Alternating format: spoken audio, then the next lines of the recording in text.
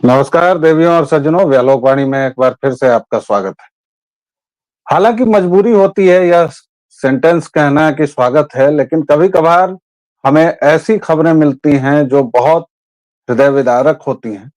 उसको भी बताते वक्त हमें अपने चेहरे को आम तौर पर, जिसे अंग्रेजी में पोकर फेस कहते हैं, यानी जिससे आपके मनोभावों का पता न चले, अंदर से आप कितने भी दुखी हों, परेशान हों, लेकिन जब आप कुछ बात कर रहे हैं, इसे आमतौर पर पोकर फेस कहा जाता है, जो आप कई बार न्यूज़ चैनल्स में देखते होंगे। कई बार अभी हाल ही में हमास के आतंकी के मारे जाने पर एक विदेशी एंकर जो स्टूडियो में ही फूट-फूट कर रोने लगी, उसको अच्छा नहीं माना जाता है।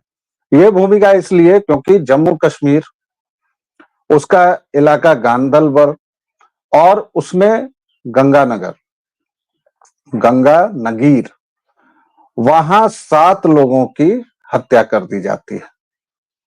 और मारे गए लोगों में कहां-कहां के लोग हैं? बिहार के हैं 3। जाहिर तौर पर बिहार देश का मजदूर सप्लायर स्टेट है, तो 3 मजदूर बिहार के थे। लेकिन उसके अलावा मध्य प्रदेश के भी थे, जम्मू के भी थे, और इसमें आतंकियों ने पूरी डेमोग्राफी का ख्याल रखा है। मतलब 3 मुसलमान भी हैं, फहीमन नासिर, मोहम्मद हनीफ और कलीम। मध्य प्रदेश के अनिल शुक्ला हैं, जम्मू के शशि अब्रोल हैं, पंजाब के गुरमीत सिंह हैं। मतलब धर्म का भी ख्याल रखा गया है, हिंदू, मुस्लिम, सिख। और डॉक्टर शाहनवाज जो कश्मीर के थे, उनको भी आतंकियों ने मारा है। इसको जरा जोड़िए कि जम्मू कश्मीर के नवनिर्वाचित मुख्यमंत्री उमर अब्दुल्ला ने अपने डिप्टी सीएम के तौर पर सुरेंद्र चौधरी को चुना है। वो उन 2 हिंदू विधायकों में से हैं जो इस बार नेशनल कॉन्फ्रेंस के 42 जीते हुए विधायकों में शामिल है। सुरेंद्र चौधरी कौन है? जिन्होंने बीजेपी के प्रदेश अध्यक्ष रविंद्र रैना को हराया है। उमर अब्दुल्ला बार-बार बोल रहे हैं कि नेशनल कॉन्फ्रेंस पर लोग मुस्लिम पार्टी होने का आरोप लगाते हैं। ऐसा नहीं है, हम तो कश्मीरियत की बात करते हैं। उसी कश्मीरियत की दोस्तों, जिसने 1989-90 में 3 लाख हिंदुओं को वहां से भगा दिया। हत्याएं हुई, लूटपाट हुई, रेप हुआ, गिरिजा टुप्पू को आरी से चीरा गया। उसी कश्मीरियत की बात उमर अब्दुल्ला लगातार कर रहे हैं, और अब तो दिखावे के लिए उनके मुकुट में एक हिंदू अल्पसंख्यक भी जुड़ गया है। बहरहाल, हमारे साथ हैं अवनीश पीएन शर्मा जी, और इनसे हम सीधे सीधे बात करेंगे, क्योंकि हमारा मुख्य लक्ष्य जो है, अवनीश जी, गांदरबल में जो हमला हुआ है, क्यों न इन हत्याओं का दोषी राहुल गांधी को ठहरा दिया जाए। आखिर वह जम्मू कश्मीर में जब भी प्रचार करने गए हैं, उन्होंने बार बार कहा कि बाहरियों ने आपको लूटा है, बाहरियों ने ऐसा किया, हम कश्मीर को लौटाना चाहते हैं, कश्मीर के लोगों को, और उन्होंने भड़काया लोगों को। और आज 7 बाहरी लोगों की हत्या कर दी गई। राहुल गांधी हैं इन लोगों के हत्यारे, ऐसा कहने में क्या हर्ज है? ये आपकी फाइंडिंग है या आपका निर्णय है, ये आपका समझना है। इन 3 बातों पर विचार करना पड़ेगा। Let me start. इन 3 बातों पर विचार करना पड़ेगा। क्या केवल वीडियो पर सनसनी पैदा करने के लिए व्यालोक और अवनीश ऐसी बात कर रहे हैं? क्या हमारा दुराग्रह है वैचारिक या राजनीतिक, जैसा कि इस देश के तमाम इकोसिस्टम के लोग किया करते हैं, भारतीय जनता पार्टी और दक्षिण मोहल्ले के खिलाफ? दर्शकों के सामने यह बात भी स्पष्ट होनी चाहिए कि हम ऐसा किस आधार पर कर रहे हैं और क्यों कह रहे हैं। आपने कुछ बातें की हैं कि किन 7 लोगों को मारा गया है, हत्या की गई है, मैं उस पर भी आऊंगा। लेकिन सिर्फ राहुल गांधी ही नहीं, उस व्यक्ति की बहन प्रियंका वाड्रा, जो वायनाड से अब चुनाव लड़ रही है, इलेक्टोरल पॉलिटिक्स में कदम रख चुकी है। इससे पहले वो सो कॉल्ड कथित तरीके से संगठन, कांग्रेस के संगठन में काम करती है। जम्मू कश्मीर में विधानसभा चुनाव हुए हैं, सुप्रीम कोर्ट के कहने पर हुए हैं। इस देश के चुनाव आयोग के जरिए इस देश की सरकार ने न्यायपालिका के उस दिए हुए डायरेक्टिव का पालन किया और चुनाव कराया।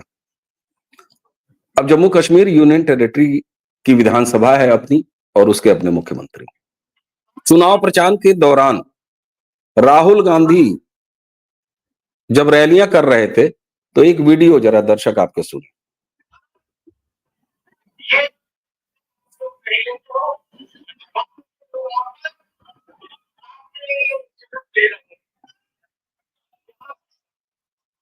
यहाँ पे राजन बैठा रहता है, लेफ्टिनेंट गवर्नर है, वो राजा है, वो बाहर का है, वो जम्मू कश्मीर का नहीं है। और जम्मू कश्मीर के लोगों के दिल में जो है, जो विकास जम्मू कश्मीर के लोग चाहते हैं, ये व्यक्ति कर नहीं सकता। इसको मालूम ही नहीं कैसे करना। इसलिए आप चाहते हैं कि एक बार फिर जम्मू कश्मीर के लोग अपने नेता चुने, अपने एमएलए चुने, अपनी सरकार चुने और अपना विकास का काम जम्मू कश्मीर के लोग अपने आप फिर से करना शुरू करें। ये भाई है, सुन लिया आपने क्या कहा। अब जरा बहन की तो मोहल्ले में चलिए, अब सुनिए जरा बहन क्या कह रही है। प्रियंका वाड्रा ये जम्मू कश्मीर के विधानसभा चुनाव के दौरान राजनीतिक रैलियों की है, सुनिए। पॉलिसियां जितनी भी नीतियां बन रही है भागालों के लिए बन रही है। 400 मिलियन के जो गांव है उनमें से 200 के ठेके आपके लोगों को दिए। आपको रेत आपकी रेत है, आपकी बजरी है, बाहर बेचने जा रही है। आपको खरीदने के लिए तो उसका दाम महंगा होता है कि नहीं? अंत में बसी हुई तालियां आपने सुनी, जम्मू कश्मीर की आवाम थी। ये भाई बहन ने इस हत्या के लिए भड़काया है, इस बात का ये सबूत है दोनों वीडियो। जो कांग्रेस के इस सो कॉल्ड युवराज ने और इसकी बहन ने जम्मू कश्मीर में स्पष्ट रूप से कहा है कि ये बाहरी लोग हैं, ये वही एजेंडा है। अच्छा, मजे की बात ये देखिए आप, ये ऐसा कह कहां से रहा है। अगर जिस तरीके से हत्या करने वाले जो आतंकवादी थे उनका आका अगर कोई विदेशी है, कोई विदेशी ताकतें हैं, तो ये राहुल गांधी का भी आका जॉर्ज सोरोस है, डीप स्टेट है, जिसके कहने पर ये काम कर रहा है। चोरियां जब होती हैं तो एक बड़ा सेट पैटर्न होता है। कुछ सफेद पोश चोर गिरोह के सहयोगी वो रैकी करते हैं, जाके कभी शाल बेचते हैं, कभी कुछ सामान बेचते हैं, या फिर ऐसे ही डोर टू डोर सर्वे के रूप में चले जाते हैं, देखते हैं कि इस टाइम में इस घर में कितने लोग रह रहे हैं, कैसे रह रहे हैं। राहुल गांधी वह काम कर रहा है, यह भी विदेशी शक्तियों से गवर्न हो रहा है। जम्मू कश्मीर के चुनाव के दौरान इसने यह माहौल बनाया, ये मोटिवेशन दिया, जिसका परिणाम है कि एक निर्माणाधीन टनल में काम कर रहे मजदूरों के साथ ऐसी घटना हो गई। व्यालोक जी, ऐसा हुआ तो ये कोई पहली आतंकी घटना तो है नहीं, कोई पहली हत्या तो है नहीं। इसका सबसे बड़ा कारण जानते हैं कहां छुपा हुआ है? आर्टिकल 370 की समाप्ति में, धारा 35 कैपिटल ए के खात्मे में। ये बड़ी वजह है। कारण 2011 में जिस उमर अब्दुल्ला ने जम्मू कश्मीर स्टेट के संविधान के प्रति समर्पित होकर शपथ ली थी, बीती जो शपथ लिया है देश के इतिहास में 1947 के बाद से अब तक के इतिहास में पहली बार कश्मीर के किसी मुख्यमंत्री ने भारत के संविधान के प्रति शपथ ली। इसका मतलब क्या होता है जानते हैं कि बताएं? इसका मतलब यह होता है व्यालोक जी कि जैसे बिहार, जैसे उत्तर प्रदेश, जैसे उड़ीसा, जैसे पंजाब, जैसे छत्तीसगढ़, जैसे झारखंड भारत का एक राज्य है, वैसे ही जम्मू कश्मीर अब भारत का राज्य हुआ जी। ये भीतरी और बाहरी, आप राहुल गांधी के इस पूरे एजेंडे को देखिए।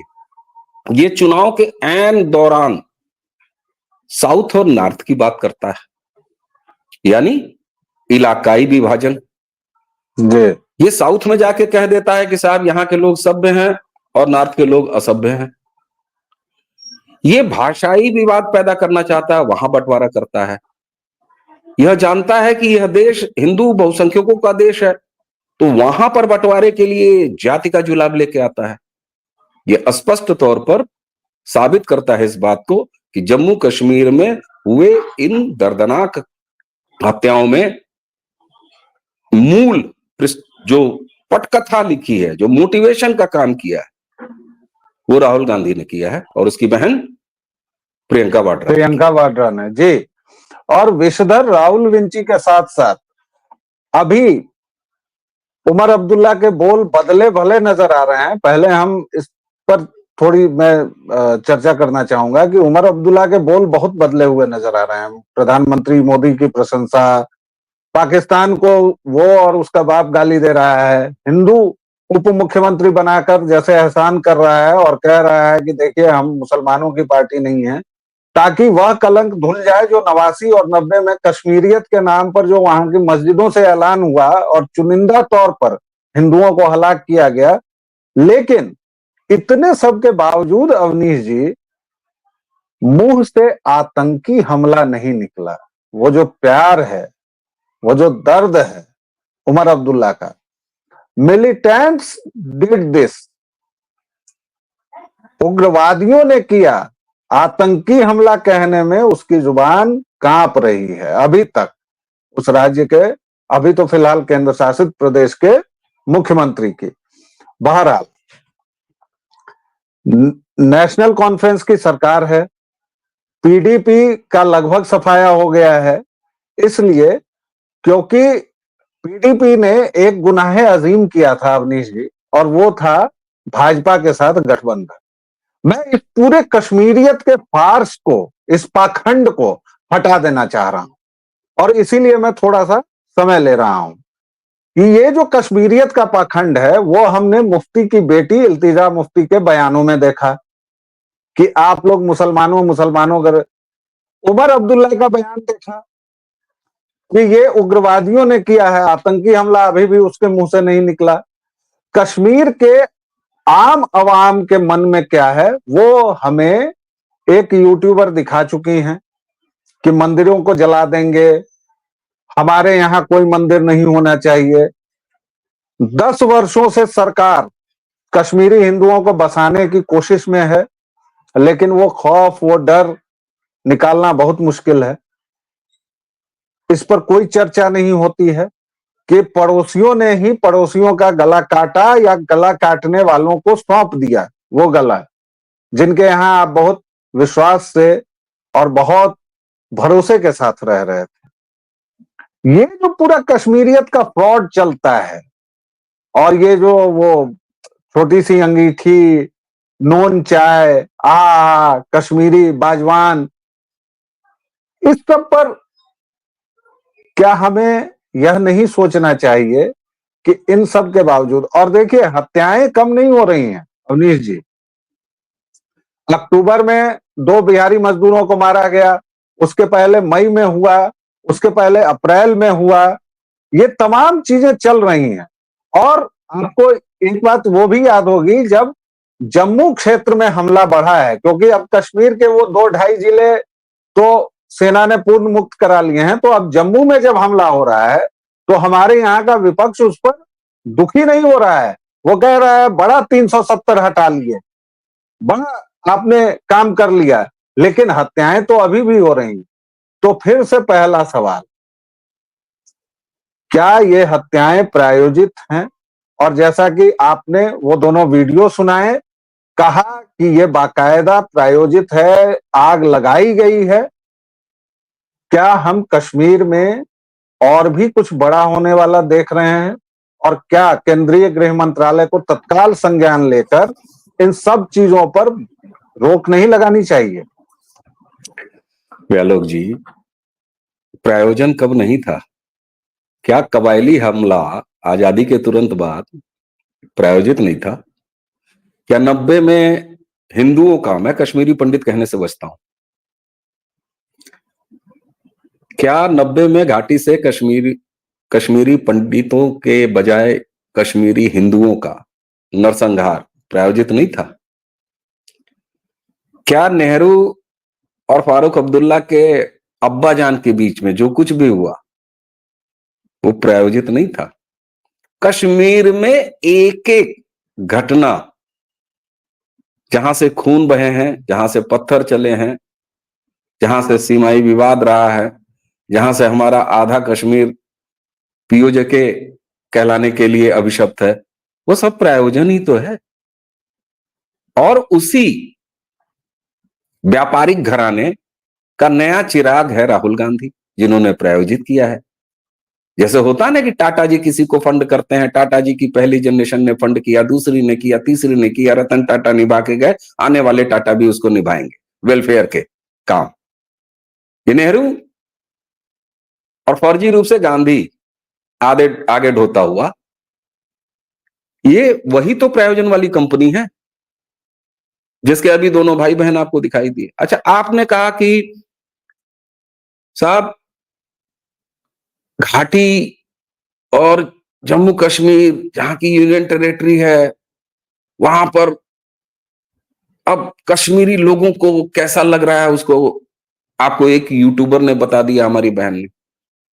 अरे सही भैया, ये जो 90 सीटों के रिजल्ट आए हैं, जिसमें नेशनल कॉन्फ्रेंस को 42 सीटें, बीजेपी को 29 सीटें, कांग्रेस को 6, पीडीपी को 3, पीपल कॉन्फ्रेंस को 1, आपको 1, सीपीआईएम को 1 और निर्दलीय 7 हैं। ये बता नहीं रहे हैं क्या कि घाटी का माहौल क्या है? ये परिणाम बता रहे हैं, लेकिन साथ में ये परिणाम ये भी बता रहे हैं कि जम्मू का क्या माहौल। ये स्पष्ट रूप से टू नेशन थ्योरी जो जिन्ना कहता था और जिसको न मानते हुए हथेली पर रखा गांधी और नेहरू ने और थूक के चाट लिया, उस कड़वे सच को मैं कई बार जिन्ना की बात को मानते हुए उससे सहमत होता हूं। तो उसने जब कहा था कि नहीं रह सकते हिंदू और मुसलमान, आज आपका जम्मू कश्मीर का चुनाव के नतीजे बता रहे हैं कि नहीं रहना चाहता आज भी जहां बहुसंख्यक मुसलमान हैं, वो हिंदुओं के साथ नहीं रहना चाहता। ये टू नेशन थ्योरी का आज का जीता जाता उदाहरण है कि नहीं है? कोई मुझे बता दे। जिन्ना सही था और गांधी और नेहरू गलत। अगर टुकड़े किया तो रवाना करना था, एक एक को हटाना था। ये जम्मू कश्मीर का रिजल्ट कहता है वैल्यू जी। और मेरा चैलेंज है, मेरी बात को कोई नकार के दिखाए, इस बुनियाद पर मैं कहता हूं। और सॉल्यूशन, अब एक ऑपरेशन जो मिलिट्री ऑपरेशन होता है इनकाउंटर का या इस तरह की किसी चीज का, मैं वहां से देता हूं प्रैक्टिकल सॉल्यूशन। एक उदाहरण के माध्यम से, वो बिंब सुनिएगा, आधा मिनट लगेगा। जब कोई मिलिट्री ऑपरेशन होता है या जब कोई सेना ऑपरेशन करती है, मान लीजिए किसी भूभाग पर कब्जा कर लिया किसी देश के दुश्मन सेना ने, और जब सेना कब्जा करना शुरू करती है तो क्या करती है? कॉर्डन ऑफ करती है सबसे पहले, कि बाकी इलाकों में न फैलने पाए। उसके बाद घेरती है, सिकोड़ती जाती है, सिकोड़ती जाती है, सिकोड़ती जाती है। और उसके बाद क्या करती है? उग्रवादी अगर किसी घर में लोकेट हो गया कि इस घर में 4 आतंकवादी हैं, तो ऑपरेशन की स्टाइल ये होती है, बिजली काटो, पानी रोको, सीवेज बंद कर दो, ताकि छुपने की वो जगह पाखानों से भर जाए, लाइट न मिले, राशनिंग बंद, कॉर्डन ऑफ कर चुके हो। इसी तरीके से जम्मू कश्मीर का भी ऑपरेशन अब किया जाना चाहिए, जो कि ऑलरेडी 370 खत्म करके पहला ऑपरेशन हो चुका है। दूसरा ऑपरेशन यूनियन टेरिटरी घोषित करके हो चुका है। तीसरा ऑपरेशन लद्दाख को किनारे करके हो चुका है। चौथा ऑपरेशन की मैं बात कर रहा हूं, ये जो लोग कहते हैं कि जनमत संग्रह करा लिया जाए, जम्मू डिवीजन ने यह जनमत संग्रह करके दे दिया है कि हमें कश्मीर वैली से अलग कर दो, अलग राज्य बना दो, भले यूनियन टेरिटरी बना दो। और जब आप ये कर देंगे तो फिर आतंक के घाव वाला एक इलाका कॉर्डन ऑफ हो जाएगा, इलाज बड़ा और आसान हो जाएगा। और तब तक जी। खुदा न खास्ते अगर आपने पीओजे के नाम के मरीज को भी अपने में शामिल कर लिया, मैं मरीज जी। क्यों कह रहा हूं, क्योंकि उसकी धरती हमारी है, लेकिन जो डेमोग्राफी वहां पर राइट। चेंज कर दिया है over the period of time Pakistan ने, वो हमारे नहीं है, नहीं है, नहीं है। अगर तब जी। तक वो मिल गए तो फिर आपके पास एकदम वो कैंसर, वो कोढ़ का एक बिल्कुल सघन इलाका होगा, और तब दुरुस्तगी बेहतर होगी। मुझे लगता है कि मैं स्पष्ट रूप से जम्मू कश्मीर के इन रिजल्ट के आधार पर यह कह जी। सकता हूं कि जम्मू डिवीजन के लोग नहीं रहना चाहते और वैली के लोग जम्मू के साथ नहीं रहना चाहते, मान लीजिए। जी। और ये बड़ी बात आपने कही है कि कब से नहीं था। तो दर्शकों, अगर मैं पूरी बातचीत को 2-3 पॉइंट में समराइज करूं तो वो ये है कि ये कोड हमेशा से मौजूद रहा है। कश्मीर को 3 खानदानों, कहें तो हमारे पहले प्रधानमंत्री दुर्घटनावश हिंदू, नेहरू खानदान, जालिया नेहरू खानदान, क्योंकि नेहरू उनके अलावा किसी का टाइटल नहीं मिलता, तो जालिया नेहरू खानदान ने, अब्दुल्ला खानदान ने, और बाद में थोड़ा बहुत मुफ्ती खानदान ने अपना हिस्सा लेकर, और इन तीनों ने कश्मीर को निजी जागीर बना रखा था, जिसको पिछले 10 साल से सुधारने की और मुख्य धारा में लाने की यह केंद्र सरकार कोशिश कर रही है। राहुल विंची, विषधर राहुल विंची और उनकी बहन प्रियंका वाड्रा जी। व्यालोक भाई, इससे पहले आप समअप करें, मैं आधा मिनट आपका और लूंगा। जी जी एक बिल्कुल। बड़ा महत्वपूर्ण एंगल छूटा जा रहा है। आपने जी। शुरू इंट्रो में ही बताया, मैं वो नाम दोहराना नहीं चाहता, कि जो वहां पर प्रवासी मजदूर जिनको मारा गया है, इंक्लूडिंग 1 डॉक्टर, उनमें से जी। 3 की संख्या, और तीनों के 3 मुसलमान, वो जी। बिहार से हैं, आपके गृह राज्य से। ठीक है। उसके साथ कुछ और लोग घायल भी हुए हैं, ये 7 मरे हैं, जी जी। बाकी घायलों की भी संख्या है। घायल हो गए। घायलों में 2 बिहारी और शामिल हैं, हमारे भाई। जी जी। मजे की बात शायद ही, मैं क्षमा मांगता हूं, इसमें कोई मजा नहीं है। महत्वपूर्ण बात ये कि जो 3 मुसलमान मरे हैं बिहार से, उसी के साथ 2 जो घायल हुए हैं, उन दोनों के नामों के आगे यादव लगाऊंगा। मैं बिहार के लालू खानदान के तेजस्वी यादव, उत्तर प्रदेश के अखिलेश यादव से भी जरा पूछ लेना बनता है, जब वो केंद्र सरकार को दोषी ठहरा रहे हैं क्योंकि बिहार के लोग मरे हैं, तो कुछ ना कुछ तो जबान से जलेबी छाननी है ना। हाँ, जलेबी कैसे निकल रहा है। क्या इन 3 बिहारी मुसलमानों के मरने पर किसी मौलवी, किसी मौलाना, किसी मुसलमान परस्त नेता ने, किसी आमण रावण ने, जो कल पीट के भगाया गया है, एक शब्द भी बोला है सिवाय केंद्र सरकार को और भारतीय जनता पार्टी को कोसने के अलावा, मोदी को गरियाने के अलावा? मंगेश यादव नाम के घोषित अपराधी के इनकाउंटर पर तमाशा खड़ा करने वाले अखिलेश यादव ने क्या उन 2 बिहारी यादवों के बारे में बोला, सिवाय मोदी को गरियाने के और भाजपा को कटघरे में खड़ा करने के, केंद्र सरकार को आरोपित करने के? तेजस्वी यादव के मुंह से कुछ निकला? नहीं निकला। अरे मुसलमानों, सोचो, सोचो, तुम्हारे वोटों पर राज करके ये तुम्हारे मुंह पे कालिक पोतते रहे, लेकिन तुम नहीं सोचोगे, तुम नहीं समझोगे। इसका सबसे बड़ा उदाहरण, वैली नहीं सोचा, घाटी ने नहीं सोचा। ये मुझे जोड़ना था। वैली ने नहीं सोचा, घाटी ने नहीं सोचा, लेकिन अब जब हिंदू समाज सोचने लगा है तो बड़ा दर्द उखड़ता है। रजाकार मोहम्मद असदुद्दीन ओवैसी कहते हैं कि भारत में मुसलमानों को अछूत बना दिया गया है। क्यों? क्योंकि उत्तराखंड के चमोली में माइथन नाम का एक गांव है, वहां कह दिया गया 13 मुस्लिम परिवारों को कि भैया बोरिया बिस्तर समेट लो, हमें तुमसे कोई मतलब नहीं है।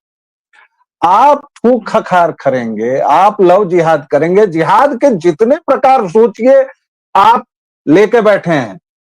आप हिंदुओं का जीना मुहाल कर देंगे और आपसे लोग जब कटने लगेंगे तो आप कह रहे हैं कि अछूत बना दिया गया।